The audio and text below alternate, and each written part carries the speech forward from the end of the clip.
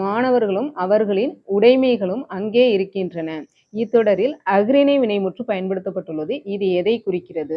அஃறிணை வினைமுற்றுங்கிறது இருக்கின்றன அப்படின்னா அஃறிணை வினைமுற்று. இப்போ மாணவர்கள் இருக்கின்றனர் அப்படின்னு வரும்போது அது உயர்திணை வினைமுற்றா வரும்.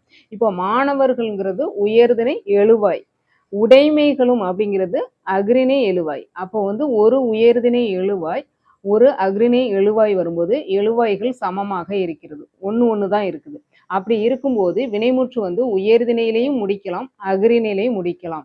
இந்த இடத்துல என்ன முடிச்சிருக்காங்க? அஃறிணையில முடிச்சிருக்காங்க. அப்படி முடிக்கும் போது என்ன சொல்றாங்க அப்படின்னா, இதை எப்படி குறிக்கிறோம் அப்படின்னா, இழிவு கருதி எழுதப்பட்டுள்ளது. அதாவது உயர்வு கருதி எழுதப்பட்டுள்ளதுங்கிறது எப்போ வரும் அப்படின்னா, மாணவர்களும் அவர்களின் உடைமைகளும் அங்கே இருக்கின்றனர் அப்படின்னு வரும்போது அது உயர்வு கருதி எழுதப்பட்டுள்ளதுன்னு வரும். அப்போ உயர்திணையில முடிச்சா உயர்வு கருதி, அஃறிணையில முடியும் போது இழிவு கருதி எழுதப்பட்டுள்ளது.